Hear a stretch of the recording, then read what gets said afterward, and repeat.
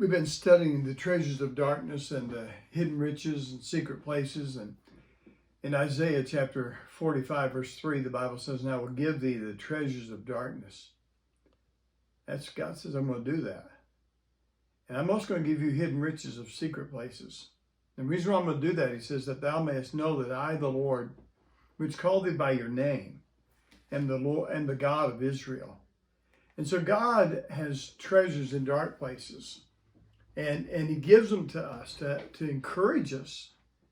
The first treasure that we looked at was in Genesis, that God moves in the darkness. The first mention of darkness, that God was moving the darkness on the face of the deep, and God's Spirit was moving in the dark places. And so when we look at that, we see that God moves in darkness. And then we said that God speaks in darkness. We established that God, it was in the horror of the great darkness that fell upon Abraham that God spoke. And it was in the place of the darkness where Moses went, and God spoke to him in the darkness. And Matthew, it said, "Why, I tell you in darkness, let's speak ye in the light." And so God speaks in the dark places. He moves in the dark places.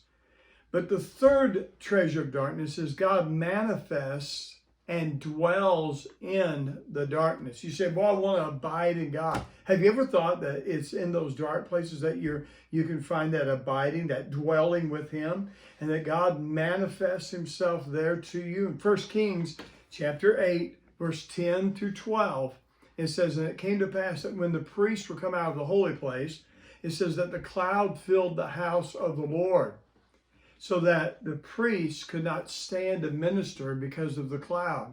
For the glory of the Lord had filled the house of the Lord. Listen to this now. "Then spake Solomon, the Lord said that he would dwell in the thick darkness." Did you hear that? God dwells in the thick darkness. God manifests himself and dwells in the thick darkness. Now here's what I want to say to you.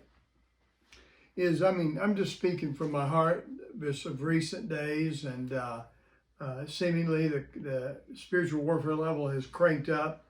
And to be honest with you, it cranked up right after our spiritual warfare conference in April. Just as soon as that conference was over, the enemy rose up. And you know what he's done? He's challenged me. The enemy has challenged me. And God's allowed him to challenge me. And he's challenging me. And here's what I do know is this. Is I find myself in them dark places, but it's right there that I go to his word, and God begins to manifest himself to me and where he dwells. And so when I look in the word, I've been just burying myself, and I think it's around Psalms, I'm trying to remember here, I began my day here, I don't know why, it's just that God's led me here almost every day now. I just started in Psalms 20, and I worked my way all the way to Psalms 47. Every one of those Psalms minister to me encouraging words in the dark places. See, again, you want to know God. Well, God will take you to a dark place so he can manifest himself to you uniquely.